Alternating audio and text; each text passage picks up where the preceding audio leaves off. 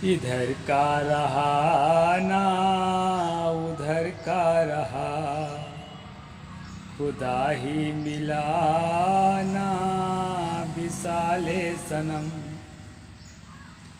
नमस्कार साथियों, मैं अविनाश दास रेशनल कबीर यूट्यूब चैनल में आप सबका हार्दिक स्वागत करता हूं।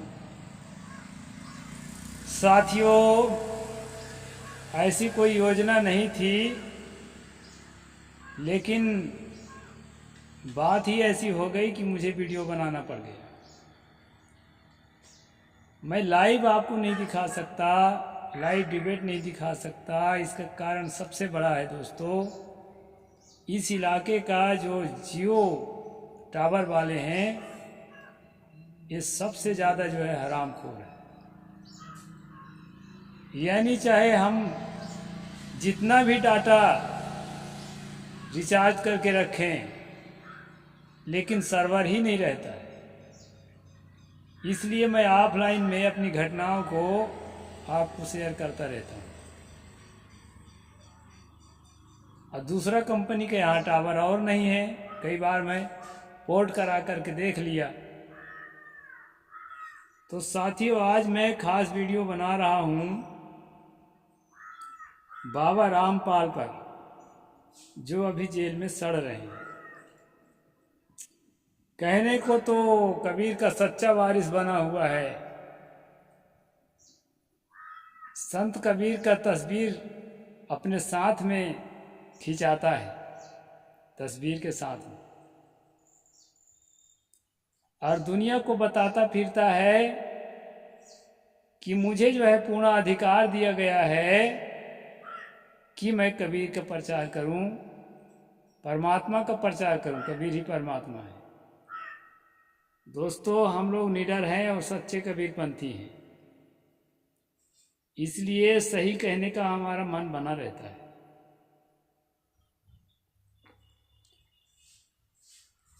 वास्तव में बाबा रामपाल न इधर का है न उधर का। अभी एक मेरे होलसेलर ने मेरे से पूछा, आप कबीरपंथी हैं? मैंने कहा हाँ। तो उसने कहा, आप रामपाल के चेले हैं क्या? यानी हम प्रसिद्ध नहीं है, इसका मतलब वो 2 कौड़ी के आदमी के चेला बन जाएंगे। दोस्तों, मुझे इसलिए ऐसा कहना पड़ रहा है कि आज उनका एक आदमी मुझे मिला और ज्ञान बताने लगा। कहा कि आपके शास्त्र सम्मत है क्या साधना? हमसे पूछा, आपका साधना शास्त्र सम्मत है क्या? मैंने कहा, हम शास्त्र वास्त्र को कचरा मानते हैं, हमारी साधना विवेक सम्मत है, क्योंकि हम सच्चे कबीरपंथी हैं। सतगुरु कबीर साहेब ने जहां कहा है, वेद की तेज छाड़ देहु पाड़े, ये सब मन के भरमा, कहें कबीर सुना हो पाड़े, ये सब तुम्हारो कर्मा। कबीर बाणी पढ़ो। पहले रामपाल को कहें, अपने गुरु महाराज को, कि वो कबीर बाणी पढ़े। जिस वेद को लेके हाथ में डोल रहा है, जिस वेद में कबीर निकालने की कोशिश में लगा है, जिस कबीर में वेद निकालने की कोशिश में लगा है, उस वेद को 2 कौड़ी के समझते थे कबीर साहब। हम उनके अनुयायी हैं, हम भी 2 कौड़ी के समझते हैं। सतगुरु ने कहा, कोई पाड़े मिल गया था उनको। छत्तीसगढ़ में तो जो कुंभकार लोग हैं वो पाड़े लिखते हैं, लेकिन पाड़े का मतलब मध्य प्रदेश, उत्तर प्रदेश में ब्राह्मण होता है। ब्राह्मण का एक डिपार्टमेंट है, कहना चाहिए। तो कबीर साहब को कोई पाड़े मिल गया था और वो कह रहा था, देखो महाराज, वेद में ऐसा लिखा है, उपनिषद में ऐसा लिखा है, अरण्यक में ऐसा लिखा है, ब्राह्मण ग्रंथ में ऐसा लिखा है, इसमें ऐसा लिखा है, गीता में ऐसा लिखा है। सतगुरु कबीर साहब ने कहा, ये वेद किताब छाड़ देहु पाड़े, वेद इत्यादि किताब जो धरे हो ना हाथ में, इसको छोड़ो। ये सब मन के भरमा, ये सब मन को भ्रमित करने वाली किताबें हैं। इसमें महिमा चमत्कार की बातें लिखी है, इसमें जातिवाद को बढ़ावा दिया गया है, इसमें मानवता के साथ खिलवाड़ किया गया है। इसलिए जो है, ये मन को भ्रमित करने वाली किताबें हैं, इनको फेंको गंदी नालियों में। कूड़ेदान में डाल दो। ऐसा कहने वाला कबीर, जिसको ये गुरु बाबा बना घूम रहा है, उन्हीं किताबों में ढूंढ रहा है जिन किताबों को डस्टबिन में डालने को सदगुरु कबीर साहब ने कहा। वेद किताब छाड़ दो पाड़े, ये सब मन के भरमा। कहे कबीर सुनो हो पाड़े, ये सब तुम्हारे कुकर्मा। ये कुकर्म है ब्राह्मणों का। जितनी किताबें हैं संस्कृत वाली, जहाँ मनुष्य को मनुष्य नहीं समझा गया है, जहाँ महिलाओं को मनुष्य नहीं समझा गया है, शूद्रों की तो कोई बात ही नहीं है। उच्चिष्ट अन्नम दातव्यम जीर्णानि वसनानि चा पुलकाश्चैव धान्य नाम जीर्णाश्चैव परिच्छदा, उन्होंने कहा 11वें अध्याय 125 श्लोक नंबर में कि ये शूद्रों को जो है जूठा अन्न खाने को दो, खाने से बचा हुआ थाली में जो रह जाए, और धान का पैरा सोने के लिए दे दो, गद्दा वद्दा मत दो, चादर वादर, और पुराने वस्त्र दे दो, उतारा हुआ टूटा फूटा बर्तन दे दो। ऐसे लिखने वाली किताबों को कबीर साहब के सिर पर रखना कितना बड़ा अपराध है, इस पर एक एक आदमी को विचार करना चाहिए। हाँ, है कुछ कबीरपंथी जो ब्राह्मण घरों से आए हैं, वो जरूर जो है जस्टिफिकेशन में लगे रहते हैं कि वेद में ये हीरा है, ये मोती है, ये सार तत्व है, गीता में ये सार तत्व है, जबकि ये सारी किताबें गंदगी से भरी हुई हैं। निष्पक्ष होकर पढ़ना चाहिए। कुछ अच्छी बातें हो तो उसके लिए कोई बात नहीं है, उसको हम खंडन थोड़े करते हैं। अच्छी बात तो कहते हैं कचरा में भी अगर कोई सोना मिल जाए तो उसको धो के रख लो, कोई बात नहीं है। इस कचरा में अगर कोई किसी को मिल जाए तो अच्छा है, रख ले। अरे हम तो भाई बिना इन किताबों के ही सही चीज़ को समझने लगे हैं, रेशनलिस्ट होने के बाद, एथिस्ट होने के बाद। तो दोस्तों, उसने कहा कि आप जो है क्या शास्त्र सम्मत साधना करते हो? कौन शास्त्र के सम्मत हम साधना करें? बोलो तो। हम जिस कबीर के अनुयायी हैं उसने तो साफ बता दिया कि वेद शास्त्र कुछ नहीं, ये सब कचरे हैं, दिमाग को खराब करने वाली चीजें हैं। साधना किसकी किया जाए? साधना किया जाए सच्चाई की, साधना किया जाए।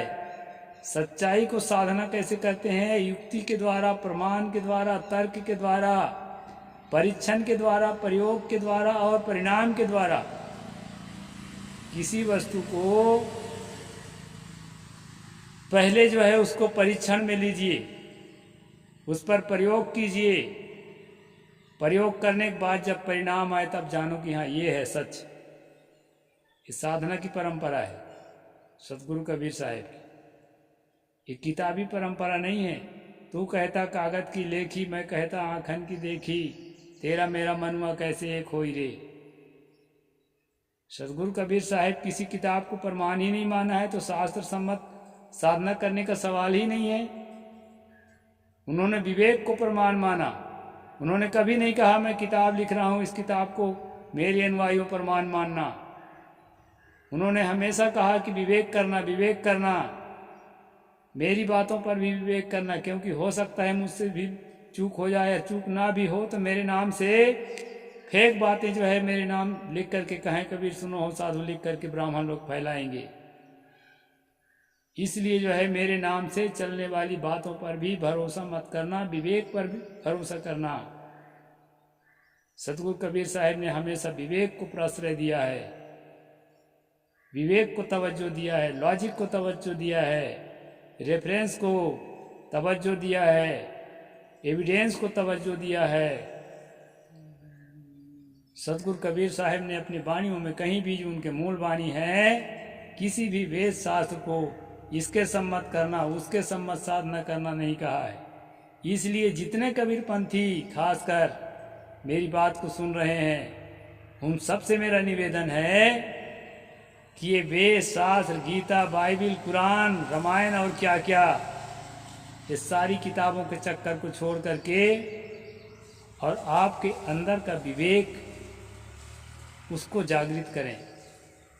और हमारे जैसे जो रेशनल साथी हों अगल बगल, उनसे दोस्ती करें और अपने मन को इतना तरासें, इतना धारदार बनाएं कि वो खुदे विवेकी हो जाए।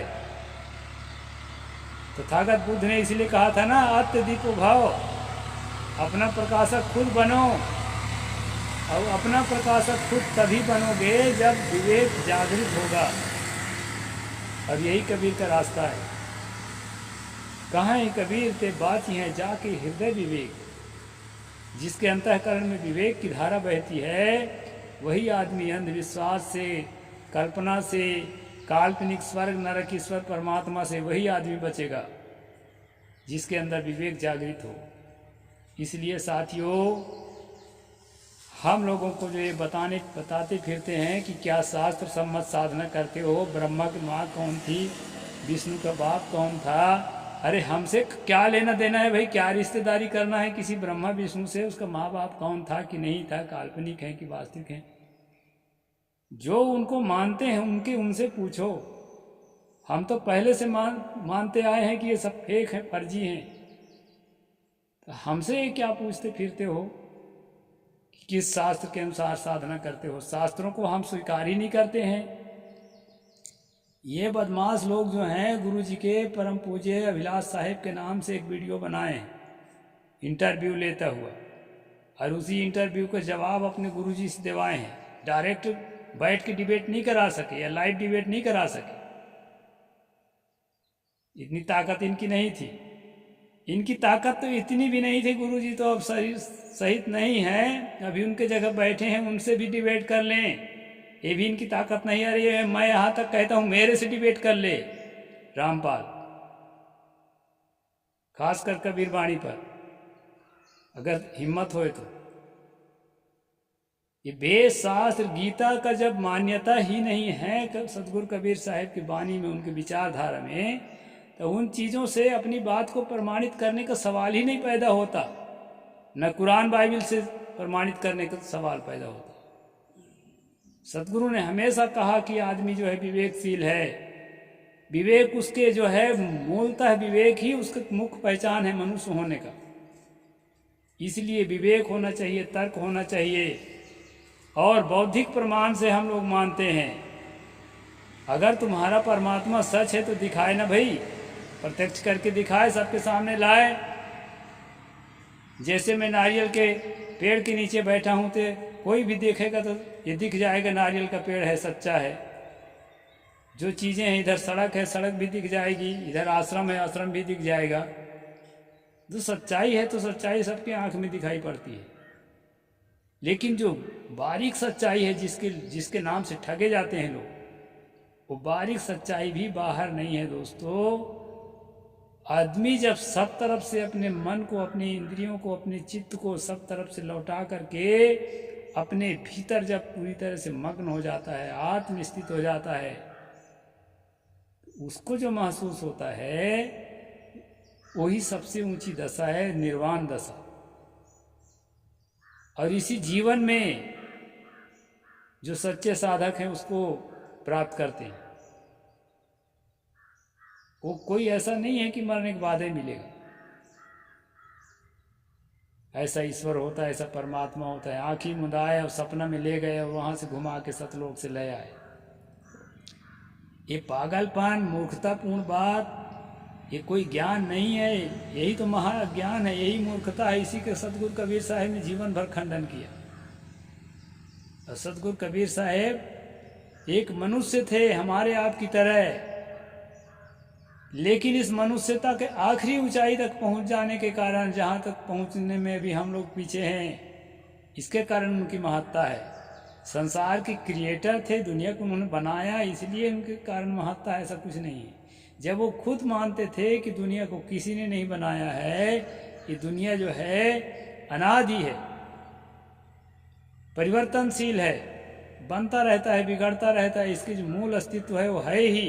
बिग बैंग के पहले भी था, उसमें बिग बैंग हुआ, नहीं था में नहीं हुआ है। आकाश से, शून्य से वस्तु नहीं बना है, वस्तु से वस्तु बना है, केवल परिवर्तन। इस बात को कबीर साहब मानते थे। अब इस बात को भगवान बुद्ध और स्वामी महावीर मानते थे, और बहुत से महामानव दुनिया में माने हैं इस बात को। और यही बात सच है, जो प्रायोगिक सच है। संसार का किसी क्रिएटर ने नहीं बनाया है।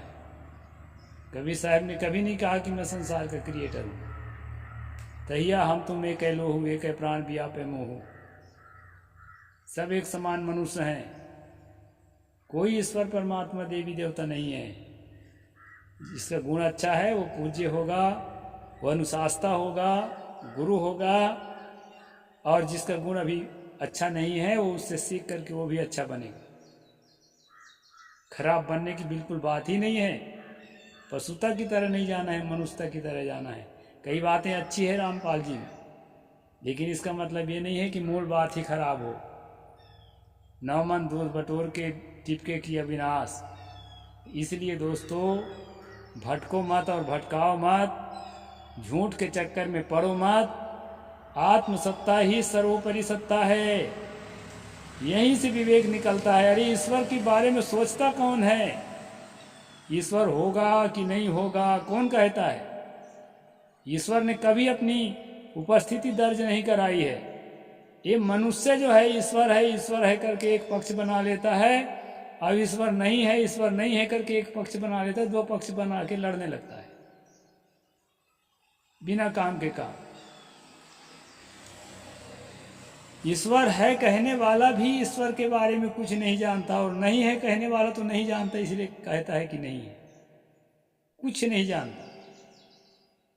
वो केवल जो है लोगों को बेवकूफ बना के भीड़ इकट्ठा करता है और ठगता है और संसार का सुख भोगता है। जितने धर्म गुरु हैं, केवल हिंदू धर्म गुरु की बात मैं नहीं कहता, जितने धर्म हैं इसी ढकोसले पर आधारित हैं। इसलिए मैं कहता हूँ हर आदमी को रेशनलिज्म बनना चाहिए, रेशनलिस्ट बनना चाहिए, रेशनलिज्म को फॉलो करना चाहिए, तर्कशील बनना चाहिए, आँख मूंद कर किसी बात को नहीं मानना चाहिए। तो बड़ी बात है भाई, रामपाली लोग सहनशील तो होते हैं, मैं फटकारा खूब लेकिन सहा बेचारा, ये बात को तो मैं स्वीकार करता हूँ। और सहा इसलिए भी उसके पास शब्द नहीं थे, और रामपाल के पास भी शब्द नहीं है, क्योंकि कबीर साहब के मूल शब्द में वेद शास्त्र को, गीता मीता को कोई स्थान नहीं है। उनकी अपनी वाणी ही पर्याप्त है, और उन्होंने अपनी वाणी को भी नहीं कहा है कि इसको स्वीकार करो, विवेक करो, विचार करो, सीखो, समझो तब मानो। साचा शब्द कबीर का हृदय देख विचार। आँखी मूंद मान लो नहीं कह रहे हैं, अलग कहते हैं साचा शब्द है। मैं कबीर साहब कहते हैं कि मैं सही बोल रहा हूँ, बोलने को अच्छी तरह से निरख परख करके ठोक बजा के बोल रहा हूँ, लेकिन जो है तुम मान लो, ऐसा वो नहीं कहते। साचा शब्द कबीर का हृदय देख विचार, और चित्त उदय समझे नहीं मोहि कात भय उपचार। अच्छी तरह से अपने अनुसंधानात्मक वृत्ति को लगा करके और उसको समझो, तब सही समझ में आएगी। मेहनत से समझ में आता है, ऐसा थोड़ा है कि थोप दिए इस वेद में लिखा है, मान लो इस कुरान में लिखा है, पुराण में लिखा है। साथियों, वीडियो बनाने के मूड में तो नहीं था मैं, लेकिन इसलिए बना दिया कि ऐसे ठगवा लोग हर गांव हर शहर में घूम रहे हैं, फोकट में किताब बांट रहे हैं, और उसको देख करके कम से कम कबीरपंथी बचें।